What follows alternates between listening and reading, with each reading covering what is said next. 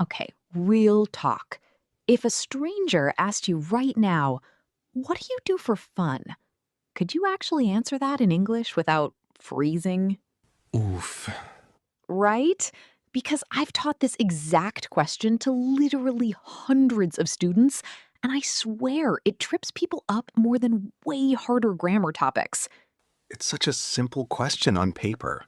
It is simple, and yet people either go completely blank or they say something like, my hobby is reading books, in this very textbook voice.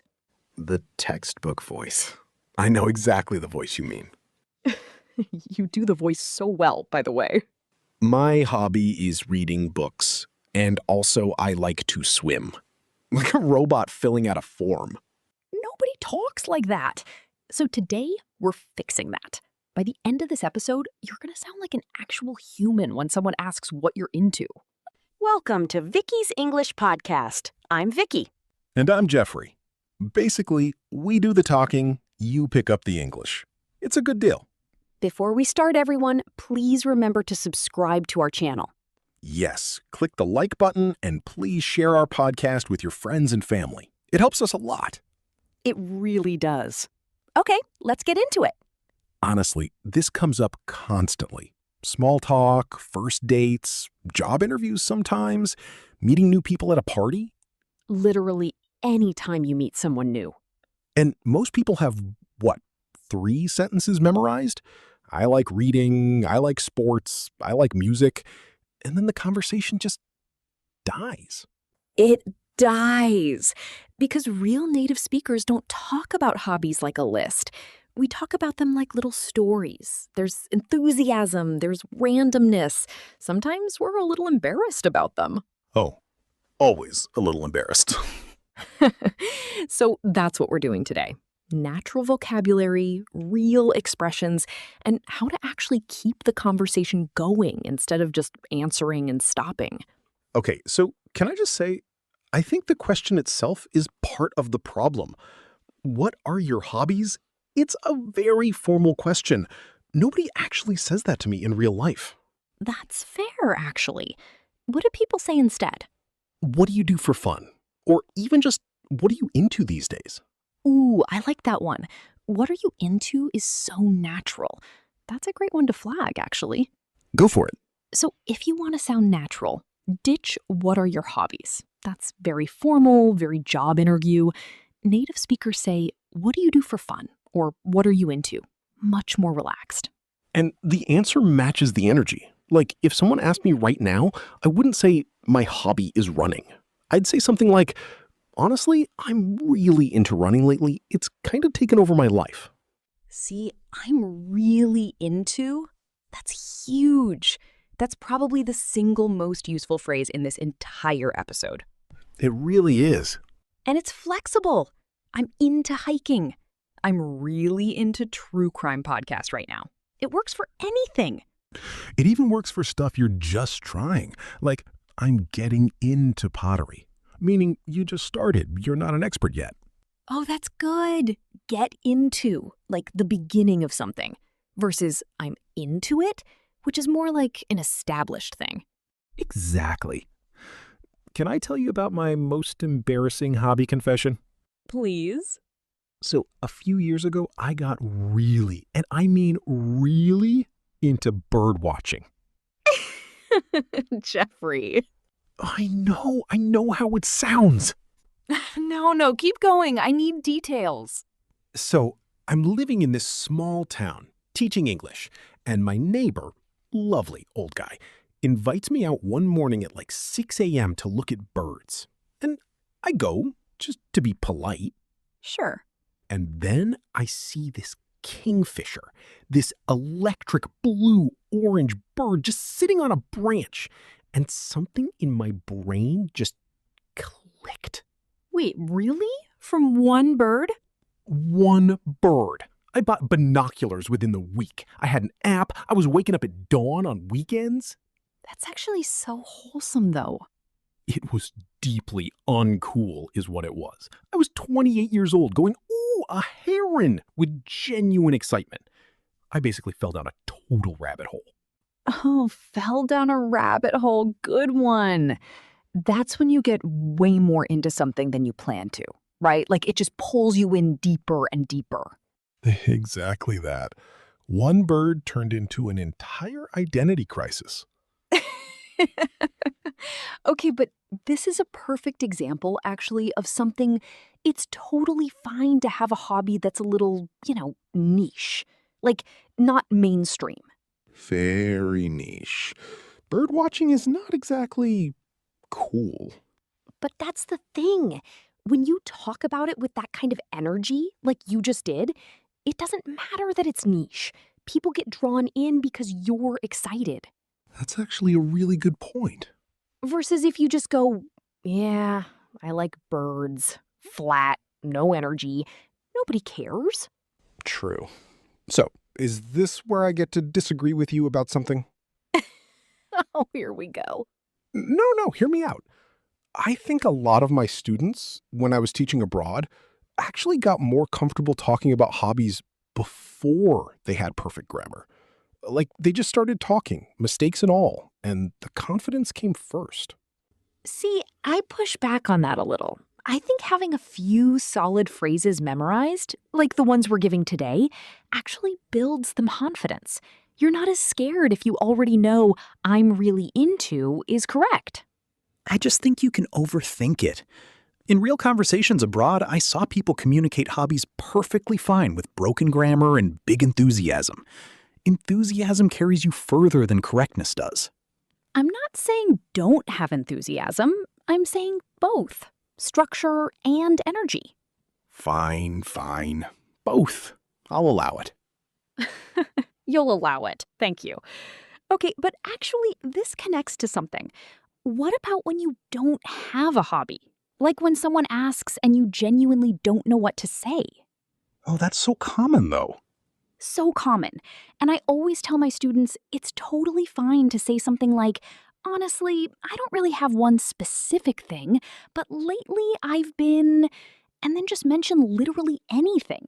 Watching a show, cooking more, walking. It's kind of random, but I've been really into baking sourdough bread. That's a great phrase, too. It's kind of random, but it's a great way to introduce something that feels small or silly. That's so useful because, honestly, this is something I think about a lot. Most people don't have one big, impressive hobby. Most people have like 4 small things they sort of do. Right. And that's allowed. It's totally allowed. You don't need to be a marathon runner or a concert pianist to answer this question well. Can we talk about the opposite problem, too? Hobbies you used to do, but kind of stopped? Oh my gosh, yes. This happens to literally everyone. I used to play guitar all the time. All the time. Now it sits in my closet judging me. Judging me, I love that. Okay, so what do you actually say in that situation? I don't really have time for it anymore, is the honest one. Or I'm trying to get back into it, if you want to sound a little more hopeful about your life choices. Trying to get back into it. So good. That shows there was a hobby, it paused, and maybe it's coming back? Maybe. The guitar remains untouched, but maybe. Actually, can I be honest about mine? I went through this huge running phase a couple years ago, like training for a half marathon levels of into it. I remember that. You wouldn't shut up about your pace times. I really wouldn't. And then I just stopped completely. I think I got burnt out, honestly. Between teaching and everything else, I just had nothing left. That's so real, though. Burnt out is such a useful one, too. It's not just for work. You can be burnt out on a hobby. Totally. You can love something and still need a break from it. That doesn't make it less real. It might have just been a phase. And that's okay, too. Just a phase. Also great. Very low-pressure way to talk about something that didn't last. Exactly. Nobody needs to stick with a hobby forever for it to have counted. Okay, here's a question for you, actually. And this is a real one. Do you think people exaggerate their hobbies sometimes? Like, say they're into something more than they actually are? Oh, constantly. I think people say, I'm really into hiking when they've hiked twice. Guilty as charged, honestly. Wait, no, that was supposed to be my line. Same, actually. I say I'm really into pour over coffee when really I just bought an expensive coffee maker and now I feel obligated. There it is. There's the coffee opinion right on schedule. I have strong feelings about coffee, Jeffrey. That's not exaggeration, that's passion. Sure. But no, in all seriousness, it's actually fine to describe yourself as a beginner, too. You can say, I dabble in something, meaning you do it casually, not seriously. I dabble in photography. That's honest, and it still sounds natural. That's a great one, actually. Dabble in. Much better than overclaiming. Right. You don't have to perform expertise. You can just be a casual person who dabbles. And honestly, it's not that deep is a good one for this, too. Like, if someone asks too many follow-up questions about your one random hobby and you just want to wave it off, honestly, it's not that deep. I just enjoy it. Ooh, that's a good one to flag. Not that deep. Basically saying, don't overthink this. It's just for fun. Exactly. Not everything needs a deep philosophical reason behind it. Some things you just enjoy. Full stop. Okay, let's actually practice this because I think people need to hear it in real time. Yes, let's do a mini scene. Pretend we just met at, I don't know, a coffee shop. Naturally. Naturally. Okay, so what do you do for fun? Honestly, it's kind of random, but I'm really into birdwatching these days. Wait, really? Birdwatching? What got you into that? My neighbor dragged me out one morning and I saw this kingfisher and something just clicked. I was obsessed within a week. That's so cool, actually. I feel like that's such an underrated hobby. It's a bit of a nerd thing, honestly, but there's something so satisfying about just sitting quietly and watching the world. What about you? What are you into? I dabble in pottery. Honestly, nothing serious. And I'm a bit obsessed with coffee. Like, embarrassingly so. See, that's a complete answer. That's natural. That flows. Versus, My hobby is pottery and coffee. exactly. Don't be that guy. So notice what we did there? We used what got you into that, which is such a natural follow-up question. It shows real interest, keeps the conversation alive instead of just nodding and moving on. And a really common mistake learners make is just answering and stopping. Like a tennis match where only one person hits the ball back. Oh, that's a great way to put it. Always throw a question back. What about you? What got you into that? Tiny phrases, huge difference. Let's do one more scenario, actually. The I don't have a hobby version, because I know that's the one people panic about most. Good idea. Okay, go. So, what do you do for fun? Honestly, I don't really have one specific thing right now. I've just been trying to unwind after work, mostly watching shows, going for walks, normal stuff. That counts. See, that's a totally real, totally natural answer. No big impressive hobby required. Right. And notice I didn't panic or go silent. I just said the honest, slightly boring truth, and it still sounded fine. It sounded human, which is the whole point. And if I wanted to keep it going, I could add, I've been meaning to pick up something new, though.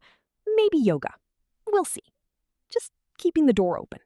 We'll see is such a nice, low-pressure way to end a thought, too. You're not committing to anything, you're just being real. Exactly. You don't need a 5-year plan for your hobbies. You just need something honest to say in the moment. Okay, so quick recap because I genuinely think this is one of the most useful episodes we've done. Skip what are your hobbies, go with what do you do for fun. I'm really into is your new best friend. I dabble in if you're being honest about your skill level. It's not that deep. If you just want to enjoy something without explaining it. And always, always throw the question back. Don't let the conversation die on your turn. And if all else fails, just tell people about the kingfisher. The kingfisher really carried this whole episode. It carried my entire personality for a summer, so fair. Wait, that's your line. You've been hanging around me too long. Clearly. Okay, so next time someone asks what you do for fun, you've got this. Talk to you next time. See you then.